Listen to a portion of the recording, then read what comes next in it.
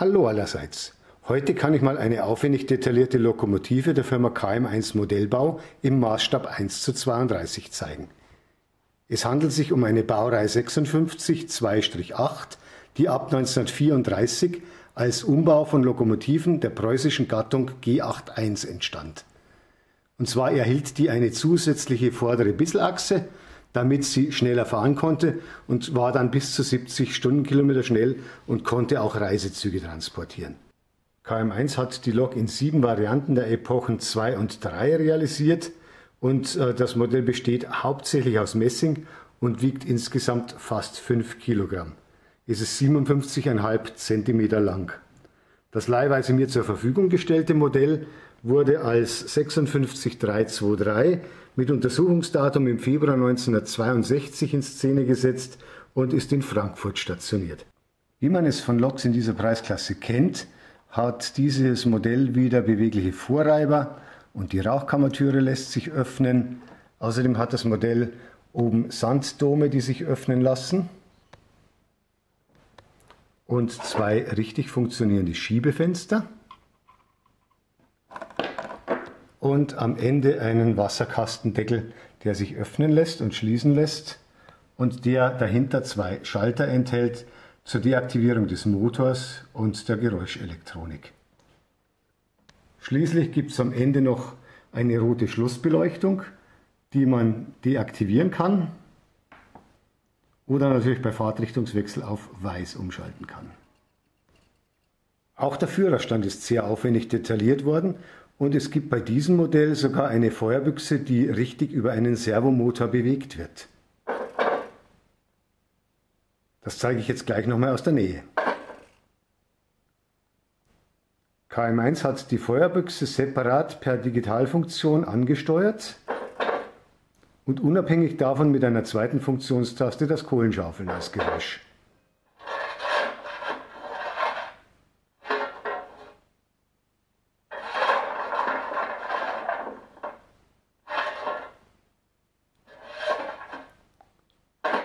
Wer also möchte, kann die Feuerbüchse länger offen lassen, um das Lodern mal so richtig schön zu beobachten. Und das ist wirklich toll gemacht. Hat auch eine schöne Tiefe, wenn man da so reinschaut. Schaut wirklich so aus, wie wenn es ganz klein miniaturisiert ein Blutbett wäre. Jetzt machen wir es wieder zu. KM1 hat auch bei dieser Lok erstmals ein Problem gelöst, über das sich viele Spur-1er schon geärgert haben. Die umständliche Lok-Tenderkupplung mit einem Kabel und einer Steckverbindung. Das gehört jetzt der Vergangenheit an.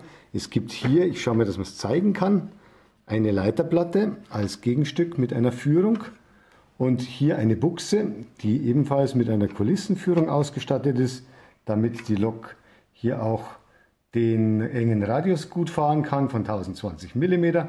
Und zur Ankupplung schiebt man ganz einfach den Tender auf die Lok. Fertig. So einfach geht's. Jetzt kommt noch das Übergangsblech runter und dann ist alles soweit gekuppelt und fest verbunden und es hält auch Steigungsübergänge und Gefälleübergänge gut aus. Und wie man das abkuppelt, zeige ich, wenn ich die Kamera auf ein Stativ gestellt habe.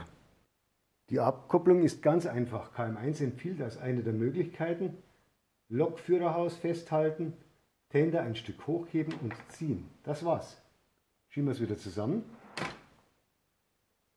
Feste Verbindung. Wieder ein Stück hochheben und ziehen. Wirklich eine tolle Lösung für Spur-1-Loks, die es bisher noch nicht gab. Jetzt wird es Zeit für die ersten Geräusche und für ein bisschen Rauch. Das Betriebsgeräusch wird natürlich mit der üblichen Funktionstaste F1 eingeschaltet.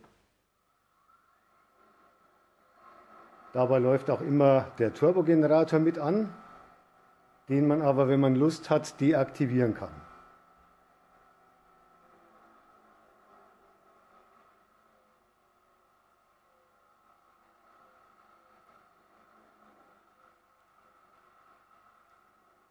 Auch wer das Siedegeräusch nicht hören will, kann es ebenfalls deaktivieren.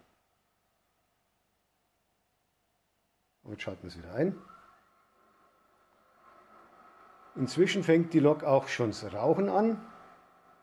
Mit einer separaten Funktionstaste kann man auch den Zylinder oder die Zylinder unter Dampf setzen.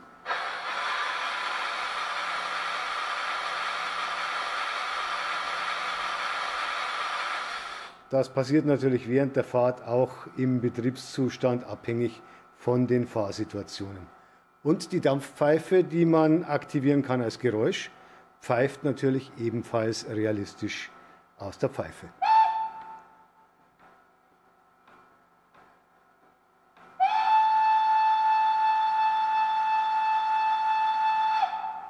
Die Pfeife jetzt nochmal aus der Nähe.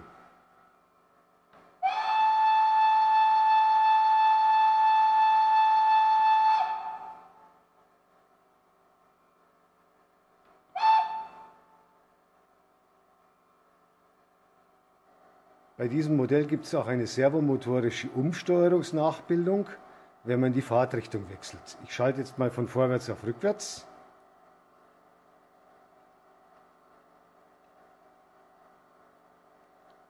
Und jetzt wieder von rückwärts auf vorwärts.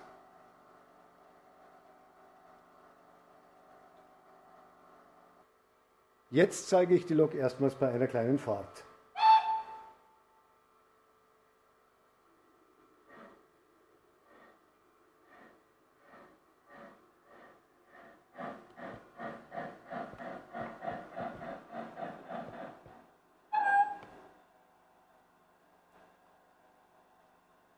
Sehr interessant ist, dass KM1 eine sehr langsame Fahrt realisiert hat in der niedrigsten Fahrstufe.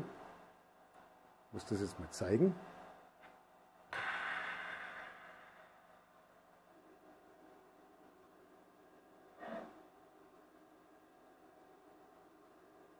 Das entspricht einer Vorbildgeschwindigkeit von gerade mal 0,8 Stundenkilometer. So langsam habe ich das bisher bei einer Spur 1 Lok eigentlich noch nie gesehen.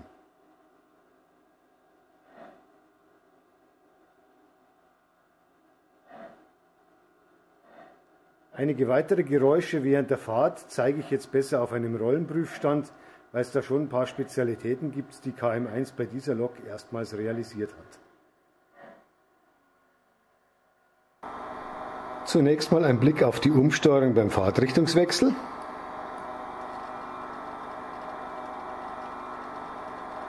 Das wäre jetzt für die Rückwärtsfahrt und jetzt wieder vorwärts.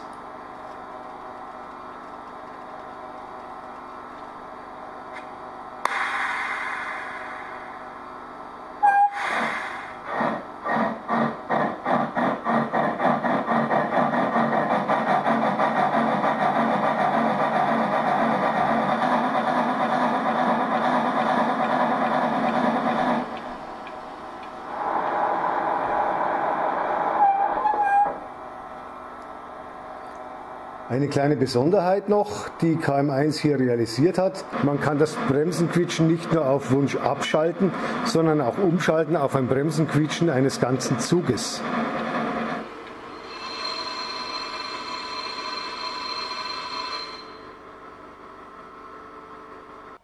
Laut KM1 ist das übrigens die erste Lok, die eine Audioqualität bietet wie bei einer CD, und zwar mit 16-Bit Auflösung und 44,1 Kilohertz Samplingrate und mit bis zu 16 Kanälen, die gleichzeitig zusammengemischt werden können. KM1 hat sich hier noch eine Besonderheit einfallen lassen, und zwar eine Lastregelung, Lastebene der Zylinderschläge. Man kann in mehreren Stufen dann die Zylinderschläge erhöhen und absenken, um hier stärkere Last zu simulieren oder schwächere Last. Ich führe das mal vor. Und ich drücke jetzt an der Funktionstaste zur Erhöhung der Lastregelung.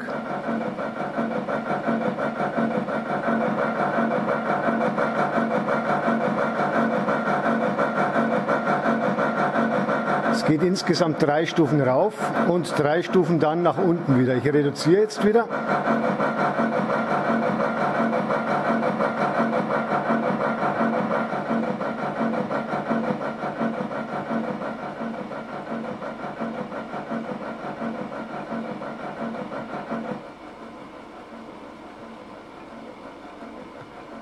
Bis hin zur Stufe, wo es nur noch reine Rollgeräusche gibt.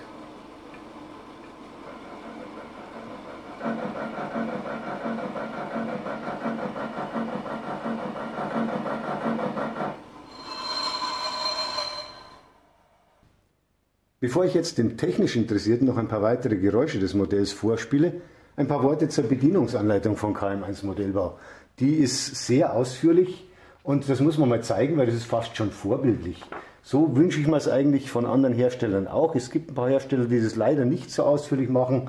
Und hier ist zum Beispiel eben dann zu sehen, wie die Lok-Tenderkupplung genau funktioniert, wo man abschmieren soll. Dann sieht man hier, wie der Rauchentwickler funktioniert, dass es hier einen Schalter hinter der Rauchkammertüre gibt, dass es hier einen Gebläsemotor gibt, der sich direkt in der Rauchkammer befindet für diesen Rauchentwickler, der das Destillat dann entsprechend bläst. Dann wie der Fahrdecoder funktioniert, der Sounddecoder. Dann sieht man hier, wie man die Servokupplung nachrüsten kann und an dieser Stelle noch, wie man den Motor ausschalten kann und den Lautsprecher im Tender. Da ist ja ein Schalter im Tender. Und dann haben wir hier noch ein paar Informationen zu Zurüstteilen und verschiedenes mehr. Und das ist wirklich eine Anleitung, die würde ich hoffentlich mal bei anderen Herstellern demnächst auch sehen wollen, dass es eben wirklich ausführlicher wird. Das ist aber noch nicht alles. Es gibt auch ein ausführliches technisches Handbuch. Das ist allerdings nur im Internet und soll in den nächsten Tagen abrufbar sein. Ich durfte schon mal vorab in eine Version reinschauen. Auch da wirklich sehr ausführlich erklärt, wie die Decoder funktionieren, die Geräuschelektronik und wie das alles funktioniert. Und da gibt es dann auch einige Informationen zum Umprogrammieren. Und dann gibt es noch eine Konfigurationsliste, mit der man dann den Decoder entsprechend umprogrammieren kann. Und schließlich zeige ich noch was KM1 bei diesem Modell als allererstes Mal realisiert hat, einen sogenannten Lokpass. Eine gute Idee, da ist die Seriennummer vermerkt und welche Lok jetzt das genau ist und die Artikelnummer dient als Garantiekarte, dient als Identitätskarte und ist vielleicht auch nützlich im Falle eines Falles, falls wirklich mal was passiert und die Lok verloren gehen sollte, was man ja eigentlich auch nicht will, aber dann kann man das als Identitätsnachweis eben irgendwo separat aufbewahren. Gute Idee, weiter so. Jetzt zu den versprochenen weiteren Geräuschen. Zunächst der Kupplungssound, der auch ertönen kann in Verbindung mit einer nachrüstbaren Servokupplung für den Tender.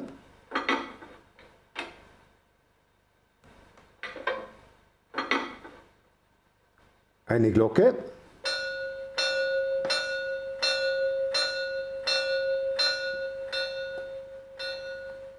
Die Wasserpumpe.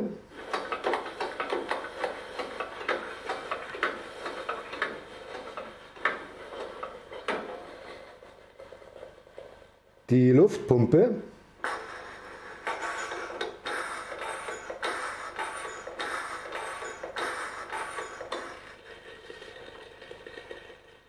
Der Injektor.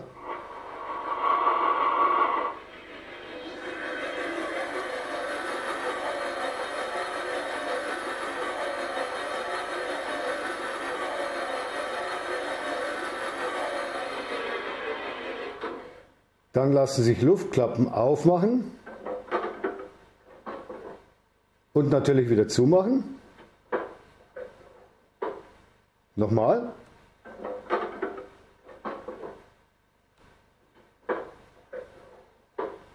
Den Wasserstand kann man prüfen.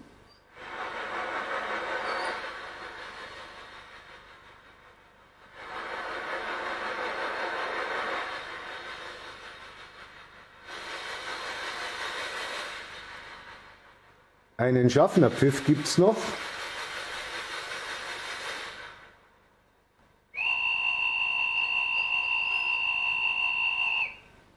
Ein Sicherheitsventil.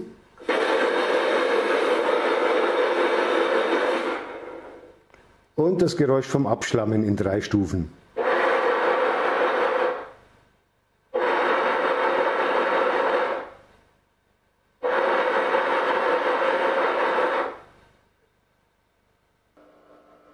Das war's von der Vorstellung der Baureihe 56-2-8 von KM1 Modellbau im Maßstab 1:32. Ich hoffe, es hat Spaß gemacht und ich lasse jetzt noch einmal fahren und würde mich natürlich freuen, wenn Sie auf meinem YouTube-Kanal wieder vorbeischauen würden.